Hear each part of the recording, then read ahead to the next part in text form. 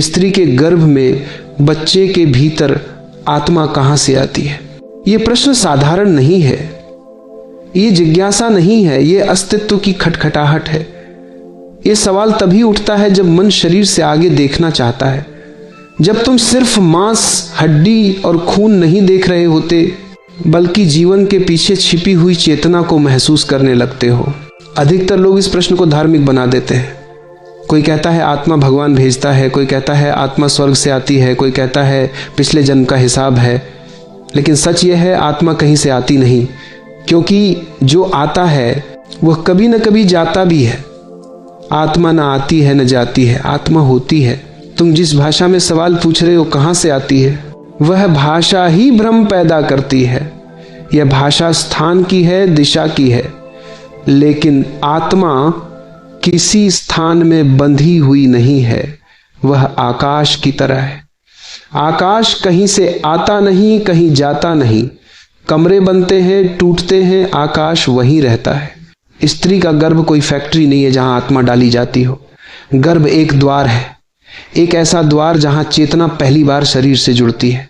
शरीर बनता है धीरे धीरे, कोशिकाएं विभाजित होती हैं, अंग बनते हैं, लेकिन चेतना बनती नहीं। चेतना पहले से है। इसे ऐसे समझो, जब एक दीपक जलता है तो आग कहां से आती है? लकड़ी, तेल, बाती, ये सब माध्यम है। आग प्रकट होती है, पैदा नहीं होती। स्त्री का गर्भवाती है, शरीर तेल है और चेतना आग है। गर्भ में जो प्रवेश करता है वह आत्मा नहीं है। आत्मा प्रवेश नहीं करती। आत्मा पहले से उपस्थित चेतना है जो एक नए शरीर से जुड़ जाती है। इसलिए यह कहना कि आत्मा कहां से आई गलत सवाल है। सही सवाल यह है, चेतना इस शरीर से कब और कैसे जुड़ी? और यह जुड़ा कोई घटना नहीं है, ये एक प्रक्रिया है। कोई एक क्षण नहीं है जब अचानक आत्मा आ गई। ये धीरे धीरे घटता है। जैसे सुबह धीरे धीरे होती है, कोई एक पल नहीं बता सकता कि रात कब खत्म हुई और दिन कब शुरू हुआ। गर्भ में पल रहा शिशु पहले शरीर है, फिर जीवन है, फिर जागरूकता है। चेतना धीरे धीरे उस शरीर में अभिव्यक्त होती है। इसीलिए गर्भ में मां की अवस्था, उसका मन, उसकी शांति, उसका डर सब बच्चे को छूता है, क्योंकि चेतना संवेदनशील है, वह वातावरण से प्रभावित होती है। यही कारण है कि गर्भ सिर्फ जैविक प्रक्रिया नहीं है, वह मानसिक और चेतनात्मक घटना है। स्त्री सिर्फ शरीर नहीं रच रही, वह एक चेतना को आमंत्रित कर रही है। अब प्रश्न उठता है, क्या यह चेतना नई है? नहीं, चेतना कभी नई नहीं होती। नया शरीर होता है, नया नाम होता है, नया रूप होता है, लेकिन चेतना वही रहती है, असीम, अनंत। इसीलिए बच्चे पैदा होते ही अलग अलग होते हैं। कोई शांत होता है, कोई बेचैन, कोई संवेदनशील होता है, कोई आक्रामक। अगर चेतना बिल्कुल नहीं होती तो सब बच्चे एक जैसे होते, लेकिन ऐसा नहीं है।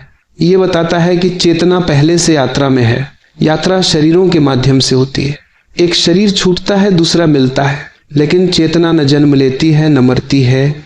इसे पुनर्जन्म कहो या चेतना की निरंतरता शब्द महत्वपूर्ण नहीं है, समझ महत्वपूर्ण है। जब मृत्यु होती है तो शरीर टूटता है, लेकिन चेतना टूटती नहीं। वह किसी रूप में, किसी आयाम में, किसी नए गर्भ की संभावना बन जाती है।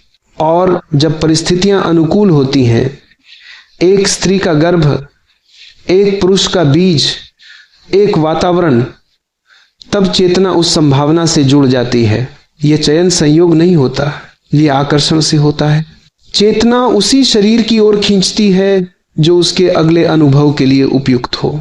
इसलिए हर जन्म एक निरंतरता है, कोई दुर्घटना नहीं। अब एक गहरी बात समझो, आत्मा बच्चे के भीतर नहीं रहती, बच्चा आत्मा के भीतर रहता है। जैसे लहर समुद्र में होती है, समुद्र लहर में नहीं। लेकिन लहर को भ्रम हो सकता है